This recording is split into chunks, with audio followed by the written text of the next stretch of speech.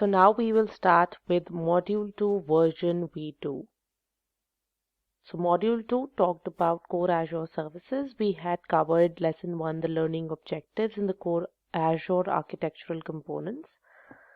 Now we'll move on to Lesson 3 and we'll talk about core Azure services and products. So under this, we will start off with Azure Compute Services. So what do we understand by Azure Compute Services? It is an on-demand computing service for running cloud-based applications. It provides what all services? It provides resources such as disk, it provides processor, memory, networking, and operating systems. The resources are available on demand and typically be made available in minutes or even seconds. And you only pay for what the resources you are using and only for as long as you are using them. There are two common service types for performing compute in Azure. You have Azure Virtual Machines and you have container services. So what are virtual machines? So VMs are software emulations of physical computers. They include virtual processor, memory, storage, and networking resource. They host an operating system, and you are able to install and run software just like a physical computer. So when you are using a remote desktop client, you can use and control virtual machine as if you were sitting in front of it. So Azure supports a wide range of computing solutions for development and testing, running applications, and extending your data center to the cloud, including Linux, Windows Server, Microsoft SQL Server, Oracle, IBM, and SAP. Azure also has many services that can run virtual machines, each providing different options depending on your requirements. Some of the most prominent services are VM scale sets, you have app services, and you have Azure functions. Azure VMs, if we talk about the first service, it lets you create and use virtual machines in the cloud. It provides infrastructure as a service and can be used in a variety of different ways. When you need total control over an operating system and environment, Azure VMs are an ideal choice. Just like a physical computer, you are able to customize all of the software running on a VM. This is particularly helpful when you are running custom software or custom hosting configurations. For example, you might be running a web server or a SQL server in your on-prem environment, and VM can be used to create that particular instance in the cloud. Then you have VM scale sets. So virtual machine scale sets are an Azure compute resource that you can use to deploy and manage a set of identical VMs. With all VMs configured the same, VM scale sets are designed to support true auto scale. No pre-provisioning of VMs is required, and as such, it makes it easier to build large-scale services targeting big compute, big data, and containerized workloads. So as demand goes up, more virtual machine instances can be added, and as demand goes down, virtual machine instances can be removed. The process can be manual, it can be automated, or a combination of both. Then you have application services, or what we call as app services. With app services, you can quickly build, deploy, and scale enterprise-grade web, mobile, and API apps running on any platform. You can meet rigorous performance, scalability, security, and compliance requirements while using a fully managed platform to perform infrastructure maintenance, and app services is a platform as a service offering. You do not have to manage the infrastructure in this case. And then finally, you have functions. So when you are concerned only about the code running your service and not the underlying platform or infrastructure, Azure functions are ideal. They are commonly used when you need to perform work in response to an event, often via a REST request, timer, or message from another Azure service, when that work can be completed quickly within seconds or less.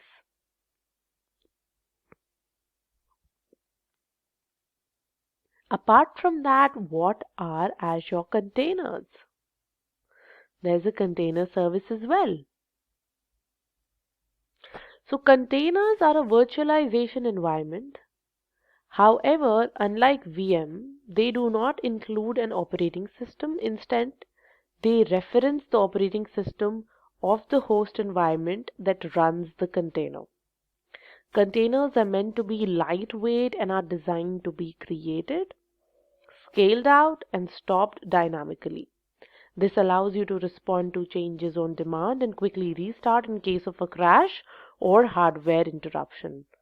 Azure supports Docker containers, and there are several ways to manage both Docker and Microsoft-based containers in Azure. So Azure Container Instances offer the fastest and simplest way to run a container in Azure without having to manage any virtual machines or adopt any additional services. It is again what? A PaaS offering that allows you to upload your containers, which it will run for you.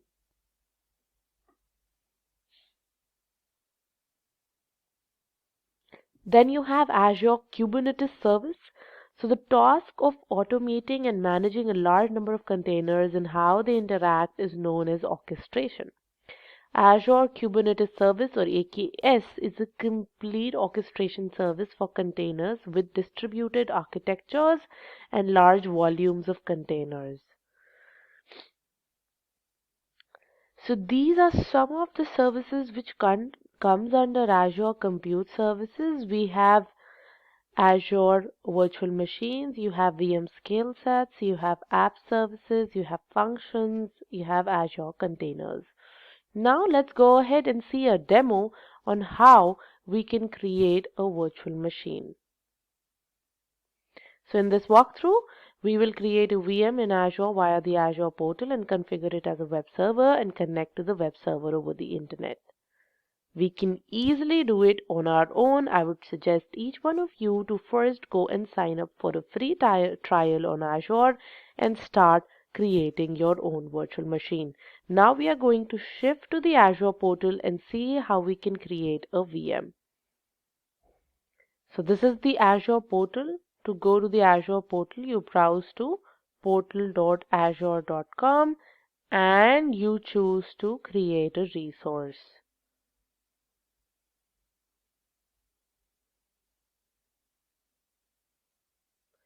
So under the new page of the Azure Marketplace, you have various different options from which you can create. So now we are since working on the compute section. We click on the compute tab and we get a lot of different featured services starting from Windows Server 2016 Data Center to Red Hat Enterprise Linux Server to Ubuntu Server to SQL Server to Service Fabric. You have Function App, Batch Service, Cloud Service, etc. Other services, and Web App for containers as well, that the services that we have discussed. But we now have to see how we can create a Windows Server 2016 data center.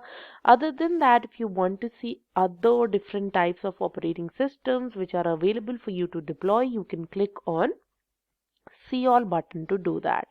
We will right now click on Windows Server 2016 Data Center and we will start the creation of this particular resource. Herein we will specify all the different requirements.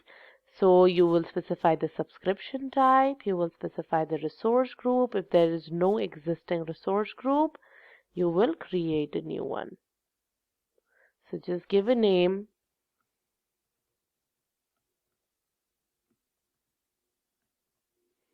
Click on OK. Then you provide the VM instance detail. So provide the name of this VM.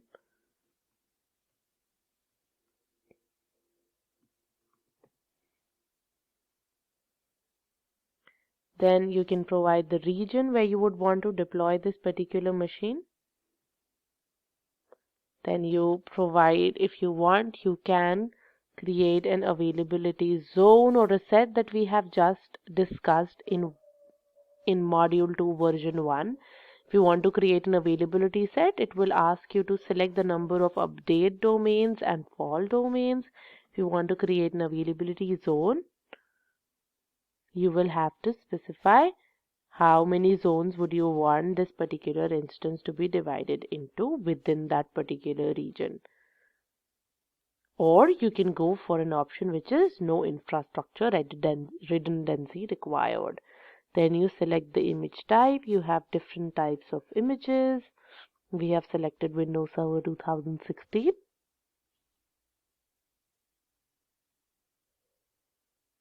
Size by default, you have you can see that we have standard DS1 V2, which provides us with 3.5 GB memory and 1 vCPU.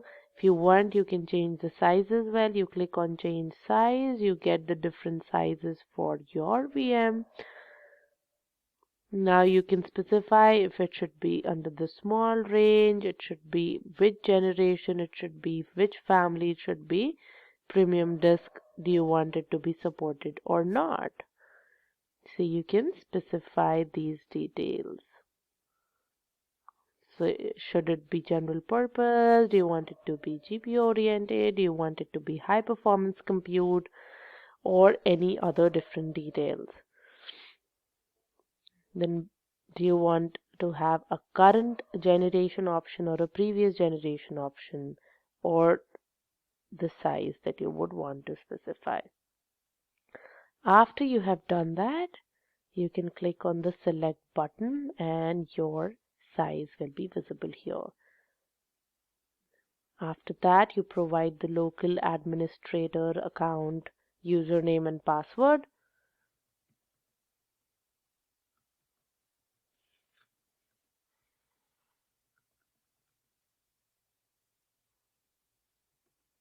You provide the password. Then you can also specify the network ports that you would want to be accessible over the public internet. If you want to restrict, you can definitely go ahead and specify that as well. Then you can review plus create. Furthermore, you can go ahead and specify what kind of disk you want, the networking detail, management detail, guest configuration detail, tags, review and create. We can click on next and provide the disk type. So it is saying it is standard SSD. You can even go for a premium OS disk type or a standard HDD. So let's go for standard HDD. Other than that, you can attach a new disk if you would want to, and click on the next button to configure the networking part. You can select the type of network. Again, it is creating new network type. It is providing a new subnet and it is giving it a virtual IP address. Furthermore, for the NIC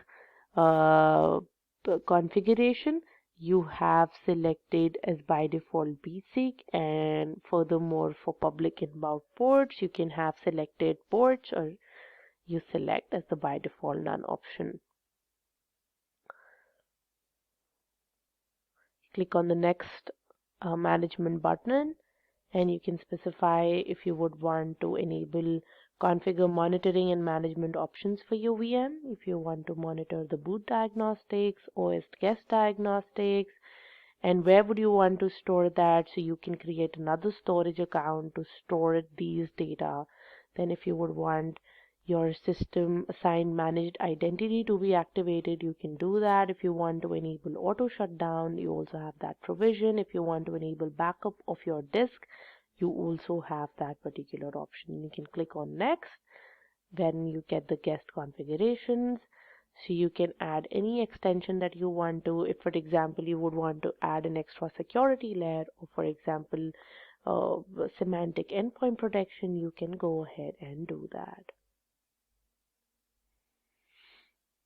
If you want to tag this particular instance of your the resource that you're creating on the Azure platform so that it's easier for you to view that particular resource, browse for it or search for it, you can do that as well.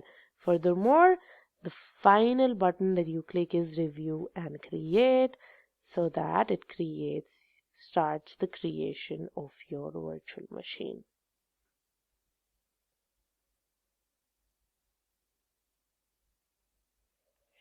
So it will take some time for the virtual machine to be created. In that time, we will go back and we will move forward and discuss a little bit about networking. So networking on Azure allows you to connect cloud and on-premise infrastructure and services to provide your customers and users the best possible experience. Once the resources move to Azure, they require the same networking functionality as an on-prem deployment. In specific scenarios, they may require some level of network isolation. So Azure networking components offer a range of functionality and services that can help organizations design and build cloud infrastructure services that meet their requirements.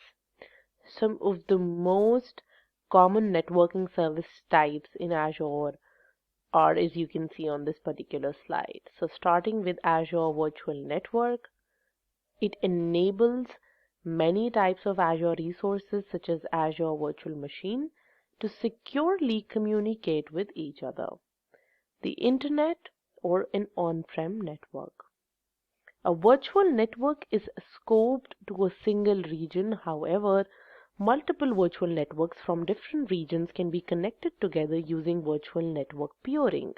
With Azure Virtual Network, you can provide isolation, segmentation, communication with on-prem and cloud resources, routing and filtering of network traffic. Apart from Azure VNet, you have Azure Load Balancer. So Azure Load Balancer can provide scale for your applications and create high availability for your services. Load Balancer supports inbound and outbound scenarios, provides low latency and high throughput, and scales up to millions of flows for all transmission control protocol and UDP applications. You can use load balancer with incoming internet traffic, internal traffic across Azure services, port forwarding for specific traffic, or outbound connectivity for VMs in your virtual network. Then you have VPN gateway.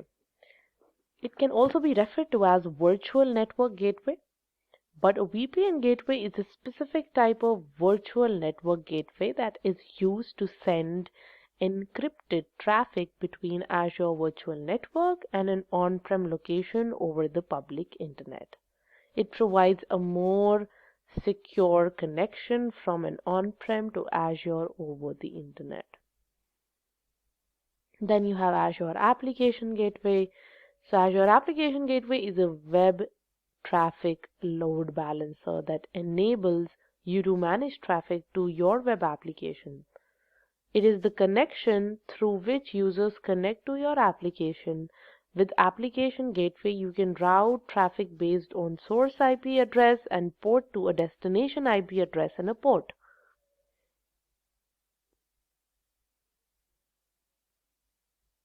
You can also help protect a web application with a web application firewall, redirection, session affinity to keep a user on the same server, and many more configuration options.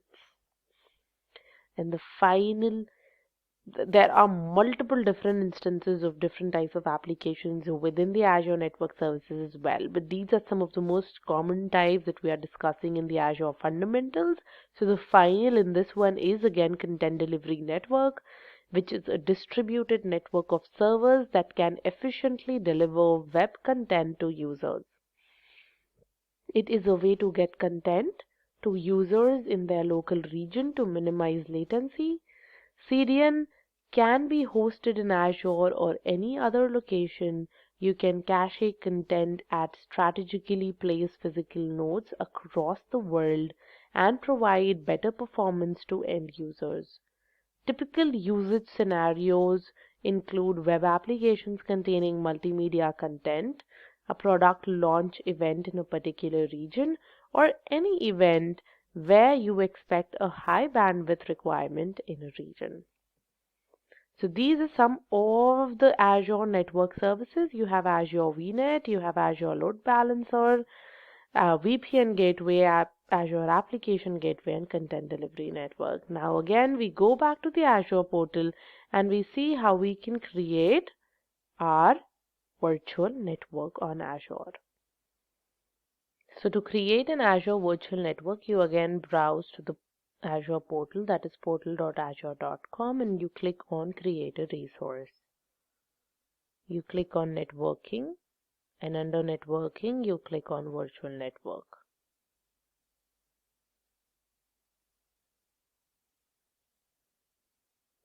You then select the name, give a name to your virtual network.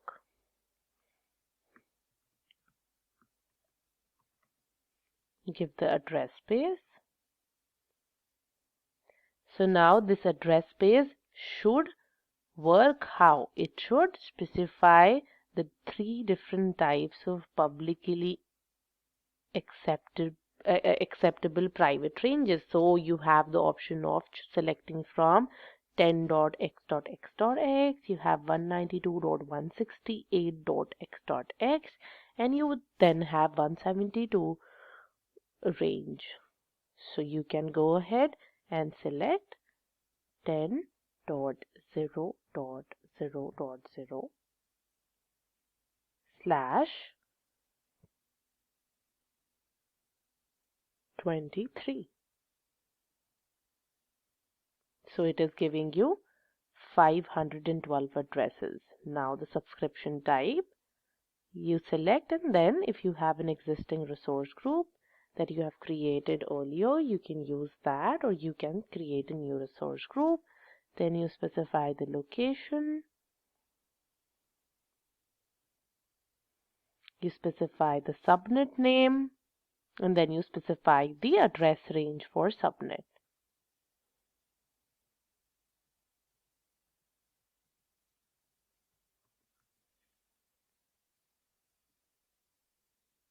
After you've specified the address range for the subnet, you specify if you want DDoS protection for your particular virtual network. Do you want it to be basic or standard?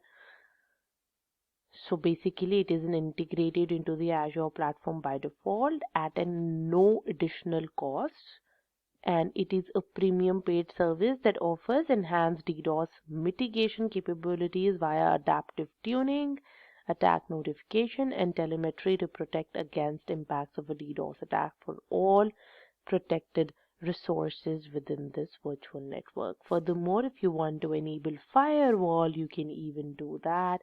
After that, you click on Create to create your virtual network. So with this, we end with the version 2 of module 2. We will start with version 3 of module 2.